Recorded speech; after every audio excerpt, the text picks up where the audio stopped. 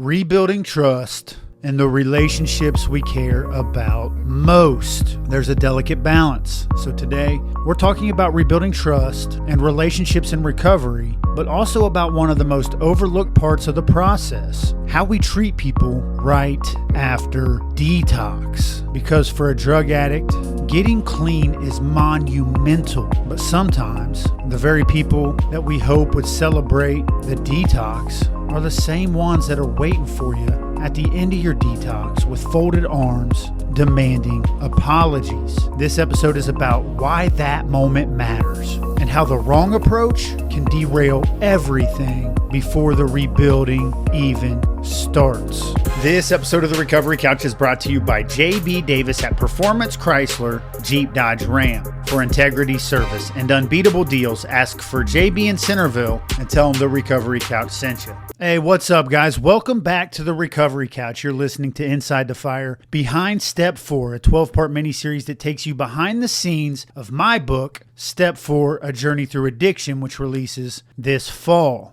There's nothing scarier to a drug addict than withdrawal. The pain, the anxiety, the feeling that your own body is at war against you. So for an addict to walk into a treatment center and commit to detoxing from that drug, that's monumental. And yet, I've seen too many loved ones completely disregard how big of a step that is. I've been there. You walk out of detox feeling like you've just accomplished the biggest feat of your life. You've been told for years, you just need to get off the dope. And now you've done it. You think everyone is going to be just as excited as you are. But instead, they're standing there with folded arms, waiting for you to apologize, listing off the people you need to make things right with, telling you how many bridges you've burned. And this is not me saying that amends are not important, because they are. They're very important. But I've had firsthand conversations with a myriad of drug addicts who say this is the point they start to think, what am I even trying for? See, the hard truth of it is detox is not the finish line, but it's not a small step either. Quite frankly, it's a huge step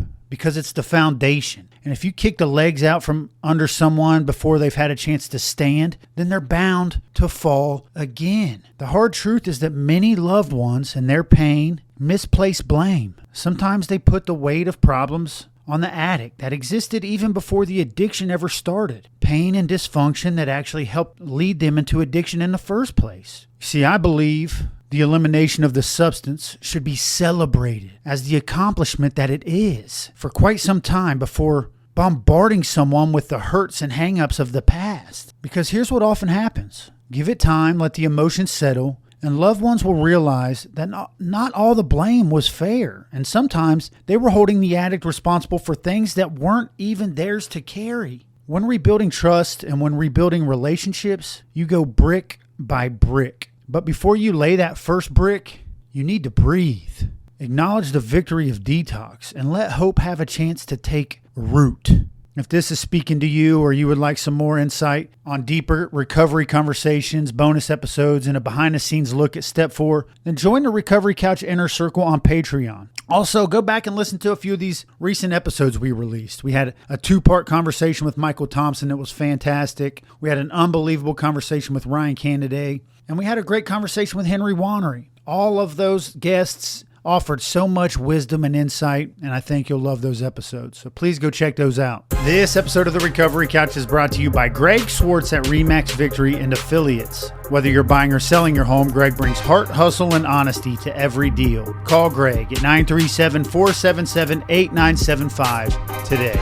Rebuilding trust. In today's episode, we talked about rebuilding trust and relationships, but also about giving space after detox. Because for the addict, withdrawal is terrifying, but getting clean is monumental. And if the first thing they meet on the other side of getting clean is a list of demands instead of a celebration, it can crush the hope they just fought to find.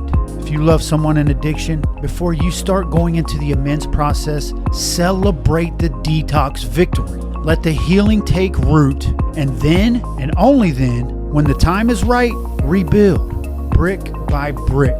And whether you're the drug addict or you're someone that loves a drug addict, you, my friend, always have a seat right here on the Recovery Couch.